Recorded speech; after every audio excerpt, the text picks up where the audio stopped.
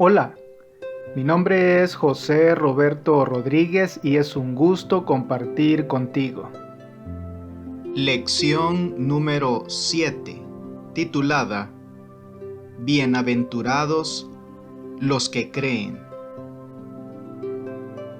El texto bíblico base para el estudio de esta semana se encuentra en el libro de Juan, el capítulo 20, verso 29, en el cual leemos lo siguiente. Jesús le dijo: porque me has visto, Tomás, creíste. Dichosos los que no vieron y creyeron. A lo largo de su evangelio, Juan presenta una diversidad de personas con diferentes antecedentes, creencias y experiencias que dan testimonio de quién era Jesús. Este es el Cordero de Dios, Juan 1:36. Hemos hallado al Mesías, Juan 1:41. Hemos hallado a aquel de quien escribió Moisés, Juan 1:45. Rabí, tú eres el Hijo de Dios, el Rey de Israel, Juan 1:49. ¿No será el Cristo? Juan 4:29. Nosotros mismos lo hemos oído y sabemos que en verdad este es el Salvador del mundo. Juan 4:42. Señor, ¿a quién iremos? Tú tienes palabras de vida eterna. Juan 6:68. Yo era ciego y ahora veo. Juan 9:25. Yo he creído que tú eres el Cristo, el Hijo de Dios que has venido al mundo. Juan 11:27. Aquí está su Rey. Juan 19:14. Yo no hallo delito en él. Juan 19:6. Y Señor mío y Dios mío. Juan 20:28. ¿Quiénes eran algunas de estas personas y por qué dieron testimonio acerca de la identidad de Jesús?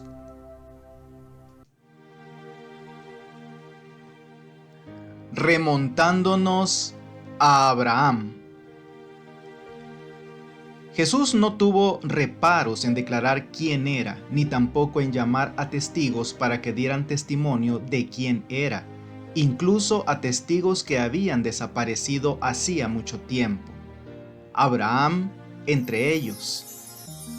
Abraham, el padre de ustedes, se gozó en que vería mi día, y lo vio y se gozó, nos dice Juan 8:56.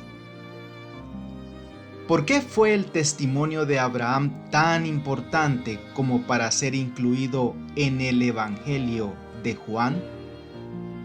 Leamos en Génesis el capítulo 12, verso 3, capítulo 18, versos 16 al 18 y capítulo 26, verso 4. Bendeciré a los que te bendijeren y a los que te maldijeren maldeciré, y serán benditas en ti todas las familias de la tierra. Y los varones se levantaron de allí y miraron hacia Sodoma, y Abraham iba con ellos acompañándolos. Y Jehová dijo: ¿encubriré yo a Abraham lo que voy a hacer, habiendo de ser Abraham una nación grande y fuerte, y habiendo de ser benditas en él todas las naciones de la tierra? Multiplicaré tu descendencia como las estrellas del cielo, y daré a tu descendencia todas estas tierras, y todas las naciones de la tierra serán benditas en tu simiente. Mateo capítulo 1, verso 1. Libro de la genealogía de Jesucristo, hijo de David, hijo de Abraham. Y Hechos capítulo 3, verso 25. Vosotros sois los hijos de los profetas y del pacto que Dios hizo con nuestros padres, diciendo a Abraham: en tu simiente serán benditas todas las familias de la tierra. A través de tipos y promesas, Dios dio de antemano las buenas nuevas a Abraham, y la fe del patriarca se fijó en el Redentor que habría de venir. Cristo dijo a los judíos: Abraham, vuestro padre, se gozó de que había de ver mi día, y lo vio y se gozó. El carnero ofrecido en lugar de Isaac representaba al Hijo de Dios, que habría de ser sacrificado en nuestro lugar. Cuando el hombre estaba condenado a la muerte por su transgresión de la ley de Dios, el Padre, mirando a su Hijo, dijo al pecador: vive, he hallado un rescate. Abraham fue el padre de la nación judía. Recibió la promesa de que todas las naciones serían benditas por medio de él. Esta bendición llegó a través del Mesías, nacido de su linaje. Fue también el padre de los que responden a Dios con fe. Su voluntad de sacrificar a su hijo Isaac, el hijo de la promesa, no solo fue una prueba de fe, sino también una ventana al plan de salvación. Cuando Jesús dijo: Abraham, el padre de ustedes, se gozó en que vería mi día, y lo vio y se gozó, los líderes respondieron: ¿aún no tienes 50 años y has visto a Abraham? La respuesta de Jesús fue asombrosa. Les aseguro, antes que Abraham existiera, yo soy. Jesús utiliza un lenguaje que recuerda el que Dios usó cuando se dirigió a Moisés en la zarza ardiente. Era una afirmación de divinidad, de existencia autónoma. Los dirigentes sin duda entendieron lo que eso implicaba en labios de Jesús, pues tomaron piedras para apedrearlo. En algún momento lee Romanos capítulo 4 versos 1 al 5. ¿Cómo utiliza Pablo esta historia de Abraham para revelar la gran verdad de la salvación solo por la fe, sin las obras de la ley? ¿Y cómo nos ayudan estos versículos a entender que Abraham es el padre de quienes viven por la fe?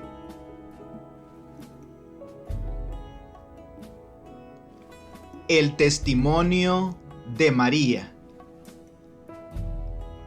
6 días antes de la Pascua, Jesús fue a visitar a María, Marta y su hermano Lázaro, a quien Jesús había resucitado.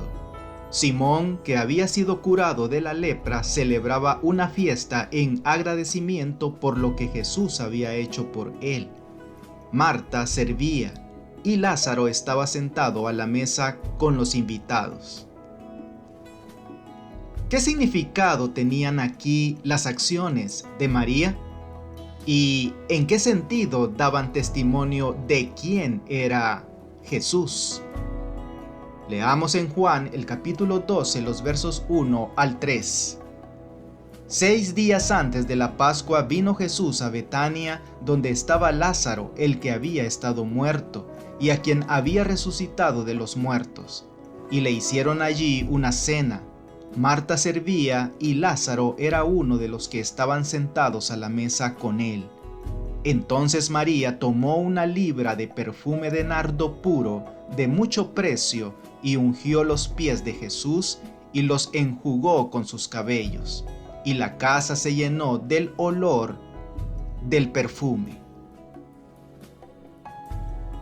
El perfume era muy caro. Su valor equivalía aproximadamente al salario anual de un trabajador común. María probablemente trajo este regalo como expresión de gratitud al Salvador por el perdón de sus pecados y por la resurrección de su hermano. Su intención era que sirviera algún día para el entierro de Jesús.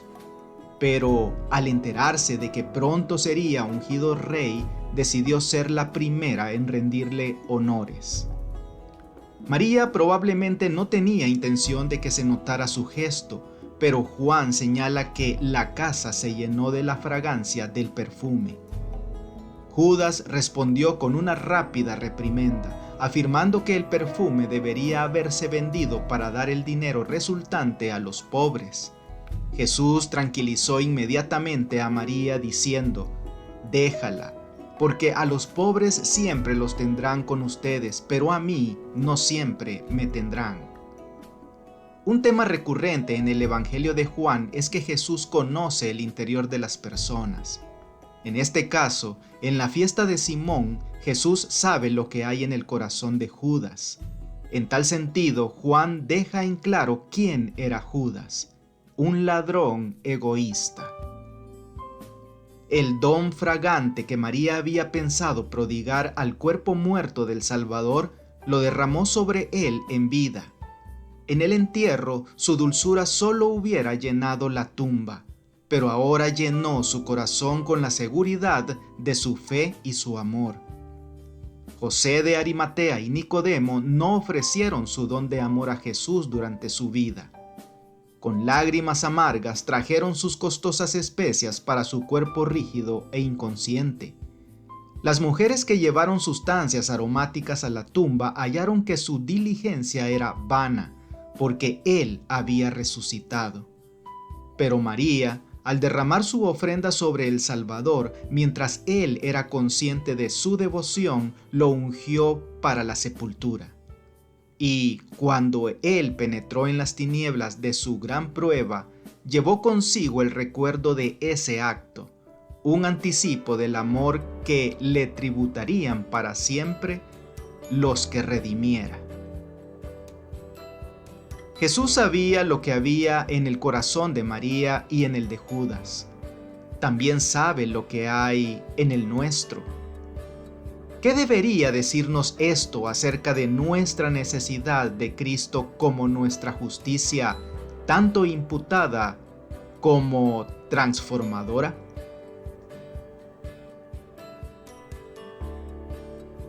El testimonio involuntario de Pilato.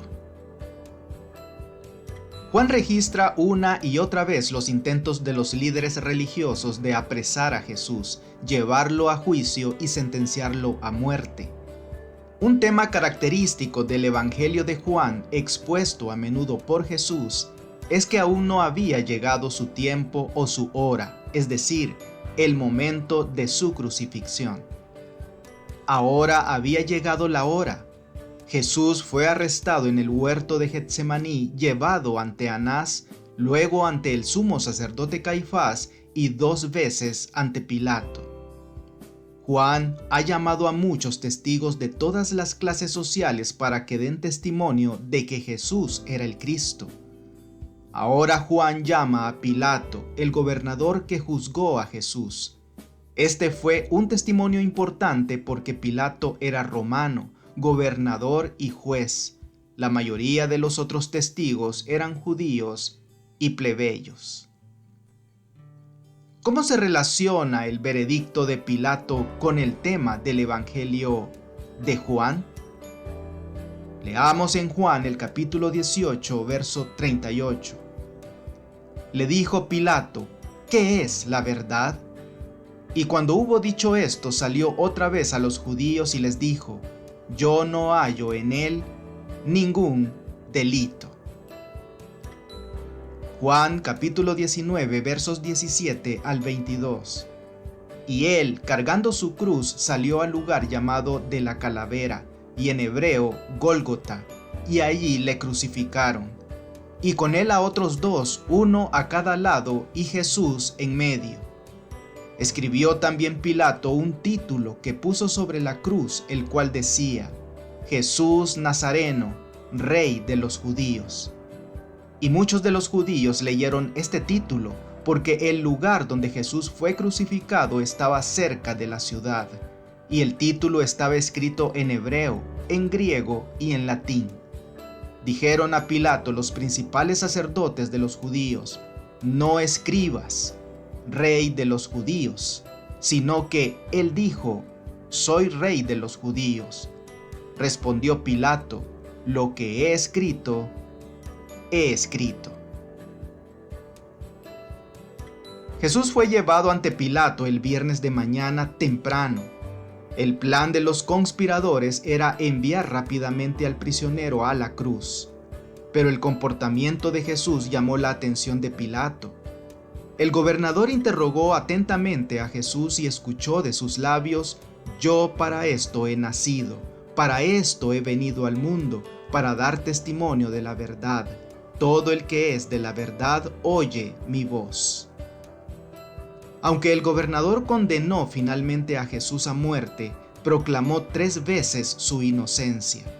Y sobre la cruz escribió las palabras: Jesús Nazareno, Rey de los judíos, completando su testimonio acerca de quién era Jesús. Sin embargo, a pesar de su testimonio en favor de la inocencia de Cristo, lo condenó a muerte. Pilato tenía ante sí a la verdad misma. Sin embargo, dejó que la turba lo intimidara y condenó a muerte a Jesús. Qué trágico ejemplo de lo que significa no seguir los dictados de la conciencia acerca de lo que es correcto. ¿Qué podemos aprender del ejemplo de Pilato sobre los peligros de permitir que el sentimiento popular y la presión grupal nos impidan hacer lo que creemos correcto? El testimonio de Tomás. Leamos en Juan el capítulo 20, los versos 24 al 29. Pero Tomás, uno de los 12, llamado Dídimo, no estaba con ellos cuando Jesús vino. Le dijeron pues los otros discípulos: Al Señor hemos visto. Él les dijo: Si no viere en sus manos la señal de los clavos, y metiere mi dedo en el lugar de los clavos, y metiere mi mano en su costado, no creeré. 8 días después estaban otra vez sus discípulos dentro, y con ellos Tomás. Llegó Jesús, estando las puertas cerradas, y se puso en medio y les dijo: Paz a vosotros. Luego dijo a Tomás: Pon aquí tu dedo y mira mis manos, y acerca tu mano y métela en mi costado, y no seas incrédulo, sino creyente. Entonces Tomás respondió y le dijo: Señor mío y Dios mío. Jesús le dijo: Porque me has visto, Tomás, creíste. Bienaventurados los que no vieron y creyeron. ¿Qué podemos aprender de la historia de Tomás acerca de la fe y la duda? ¿Y qué grave error cometió él? Cristo apareció a los discípulos tras su resurrección cuando estaban a puertas cerradas por temor. Tomás no estaba con ellos. Más tarde, escuchó los informes de la resurrección de labios de los otros discípulos, pero aún así se desanimó. Aquello no coincidía con su idea acerca del reino, y seguramente se preguntó por qué Jesús se reveló a los demás cuando él no estaba allí. Tomás dijo: Si no viere en sus manos la señal de los clavos, y metiere mi dedo en la señal de los clavos, y metiere mi mano en su costado, no creeré. Él estaba estableciendo sus propias condiciones para creer. Este planteamiento acerca de la fe en Jesús aparece con frecuencia en Juan. Nicodemo respondió a Jesús: ¿Cómo puede un hombre nacer siendo viejo? La mujer del pozo preguntó: Señor, no tienes con qué sacarla, y el pozo es hondo. ¿De dónde tienes agua viva? La multitud que había sido alimentada con los panes y los peces preguntó: ¿Qué señal haces tú para que veamos y te creamos? El Evangelio de Juan se opone a la perspectiva ver para creer. Cuando Jesús se encontró con Tomás después de la resurrección, lo invitó a venir, ver y tocar su cuerpo resucitado. Pero luego dijo: Dichosos los que no vieron y creyeron. Dios nunca nos exige que creamos sin darnos suficiente evidencia sobre la cual fundar nuestra fe. Su existencia, su carácter, la veracidad de su palabra, todas estas cosas están establecidas por abundantes testimonios que apelan a nuestra razón. Sin embargo, Dios no ha quitado toda posibilidad de dudar. Nuestra fe debe reposar sobre evidencias, no sobre demostraciones. A través de la palabra de Dios, de la creación y de la experiencia personal, se nos ha dado una asombrosa cantidad de evidencia para nuestra fe en Jesús. Si alguien te preguntara, ¿por qué crees en Jesús?, ¿qué responderías? Nuestro testimonio en favor de Jesús. Una y otra vez, cuando Juan presenta testigos de Jesús, su objetivo es llevarnos a una conclusión contundente. También hizo Jesús muchas otras señales en presencia de sus discípulos que no están escritas en este libro, pero estas fueron escritas para que ustedes crean que Jesús es el Cristo, el Hijo de Dios, y para que, creyendo, tengan vida por medio de Él. Imagina lo que significó ser testigo presencial de los milagros de Jesús. De haber estado ahí, estaríamos entre quienes creyeron, ¿verdad? Sin embargo, nuestras razones para creer en Jesús son mayores que las de quienes presenciaron sus milagros. ¿Por qué? ¿Con qué cosas contamos hoy que no tenían quienes vivieron en la época de Jesús y que deberían ayudarnos a creer? Veamos, por ejemplo, en Mateo capítulo 24, verso 2, versos 6 al 8 y verso 14. Respondiendo él les dijo, ¿veis todo esto? De cierto os digo que no quedará aquí piedra sobre piedra que no sea derribada, y oiréis de guerras y rumores de guerras. Mirad que no os turbéis, porque es necesario que todo esto acontezca, pero aún no es el fin. Porque se levantará nación contra nación y reino contra reino, y habrá pestes y hambres y terremotos en diferentes lugares, y todo esto será principio de dolores. Y será predicado este evangelio del reino en todo el mundo, para testimonio a todas las naciones, y entonces vendrá el fin. No solo contamos con los poderosos relatos del evangelio de Juan, sino también tenemos la gran ventaja de ver cómo se cumplió mucho de lo que Jesús y otros escritores bíblicos predijeron, como la destrucción del templo, la proclamación del evangelio a todo el mundo, la gran apostasía y que el mundo continúa siendo un lugar caído y malvado. Durante toda la vida y el ministerio de Jesús, sus seguidores siguieron siendo un pequeño y perseguido grupo de hombres y mujeres que, según todos los criterios humanos, deberían haber desaparecido de la historia hacía mucho tiempo. A diferencia de nosotros, ¿cómo podrían haber sabido que todas estas cosas sucederían? De hecho, nuestra propia fe es el cumplimiento de la profecía de Jesús, según la cual el evangelio llegaría a todo el mundo. Hoy, unos 2000 años después, también nosotros, como seguidores de Jesús, tenemos el privilegio de dar testimonio de Jesús y de lo que Él ha hecho por nosotros. No es por los dichos de Natanael, Nicodemo, la mujer de Samaria o las enseñanzas de los fariseos que podemos conocer a Jesús como el Mesías. Es por la lectura de las Escrituras y la convicción producida por el Espíritu Santo que aceptamos a Jesús como el Salvador del mundo. Cada uno de nosotros, a nuestra manera y a partir de nuestra propia relación con Dios, podemos tener una historia que contar. Puede ser que nuestra historia no sea tan espectacular como la resurrección de un muerto o la restauración de un ciego de nacimiento, pero lo que importa es que conozcamos a Jesús personalmente y demos testimonio de Él como lo hicieron los testigos registrados en el Evangelio de Juan.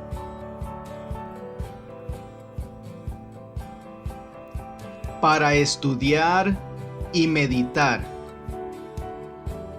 Entonces Tomás exclamó, Señor mío y Dios mío. en Juan 20:28. Jesús aceptó este reconocimiento, pero reprendió suavemente su incredulidad. Porque me has visto, Tomás, creíste. Bienaventurados los que no vieron y creyeron. La fe de Tomás habría sido más grata a Cristo si hubiese estado dispuesto a creer por el testimonio de sus hermanos. Si el mundo siguiese ahora el ejemplo de Tomás, nadie creería en la salvación, porque todos los que reciben a Cristo deben hacerlo por el testimonio de otros. Muchos aficionados a la duda se disculpan diciendo que si tuviesen las pruebas que Tomás tuvo de sus compañeros, creerían. No se dan cuenta de que no solo tienen esa evidencia, sino mucho más. Muchos que, como Tomás, esperan que sea suprimida toda causa de duda, jamás obtendrán su deseo. Gradualmente quedan confirmados en la incredulidad. Los que se acostumbran a mirar el lado sombrío, a murmurar y quejarse, no saben lo que hacen. Están sembrando las semillas de la duda y segarán una cosecha de duda. En un tiempo en que la fe y la confianza son muy esenciales, muchos se hallarán así incapaces de esperar y creer. Y ahora, algunas preguntas para dialogar. ¿Cuál fue la diferencia esencial entre las expresiones de fe de Abraham y de Tomás? ¿Y qué podemos aprender de sus historias? Demos voluntariamente testimonio acerca de Jesús en la clase, siguiendo el ejemplo de los testigos presentados en el Evangelio de Juan. Aunque esos relatos difieren, ¿qué dice ahí la gente y cómo testifican todos acerca del mismo Señor? Pilato hizo una pregunta muy filosófica. ¿Qué es la verdad? Da tu respuesta a esta pregunta a la luz de todo lo que hemos estudiado en el Evangelio de Juan. Observa las profecías de Daniel 2 y 7.